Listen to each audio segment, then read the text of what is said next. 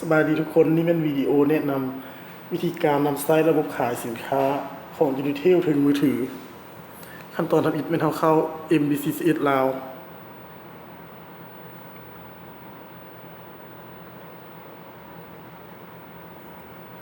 สำหรับวิดีโอนี้เป็นเขาสิมาแนะนำเกี่ยวกับการส่งสินค้าให้คันถึงคือส่งสินค้าจากศูนย์การตลาดมหาสาขาเนาะเข้าจุดเซอร์หัวหน้าศูนย์ตัวนี้เขาจะเข้าจุดเซอร์หัวหน้าศูนย์การตลาดประเภท2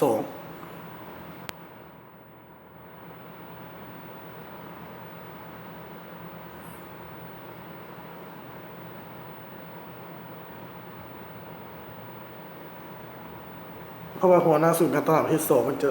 รวมมี3แล้วทางเป็นการเงินพร้อม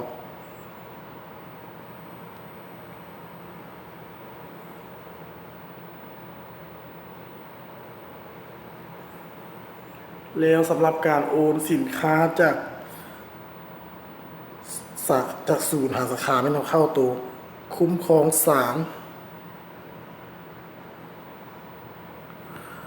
แล้วก็เข้าตัวหน่วยงานแล้วก็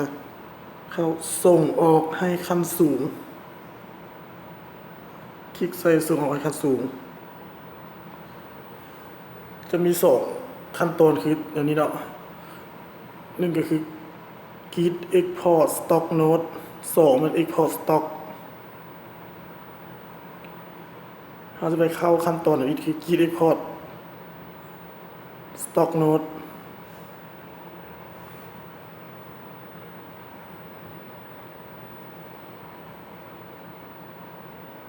ตัวนี้เราเลือกสางที่เราสิส่งไปตัวนี้นะ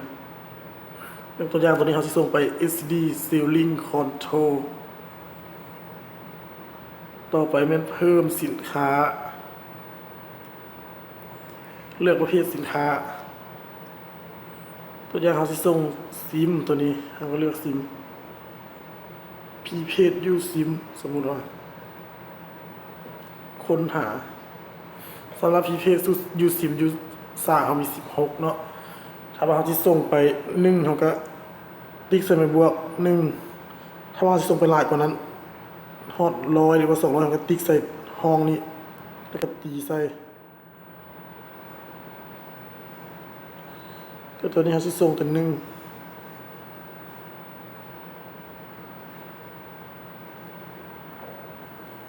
แล้วก็กดเพิ่มสินค้า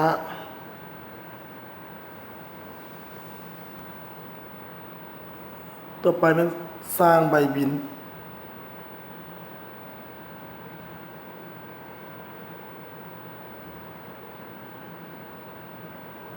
ที่ว่าแล้วไปขั้นตอนที่1เนาะ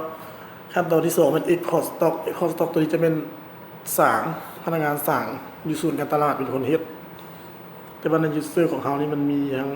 เป็นหัวหน้าศูนย์ประเภท2มันจะมีครบเลยต่อไปเป็น Export Stock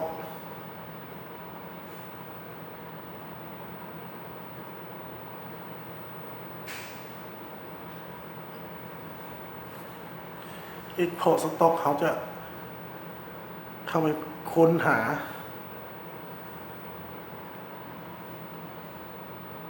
เข้าไป Export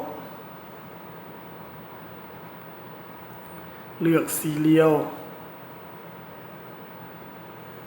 พอดีเนาะ Serial 356มันมี Serial เดียวเขาติ๊กเอาเลยแล้วก็ติ๊กใส่ตัวลุ่มนี่จะออกมาจำนวน1ซิมเขากดเบิ่งตัวจริงว่ามันมีแล้วบ่ชื่อกับตัวจริงที่ว่าสิโอนไปบ่ถ้าว่าถึกแล้วก็กดสำเร็จแล้วก็กดส่งออก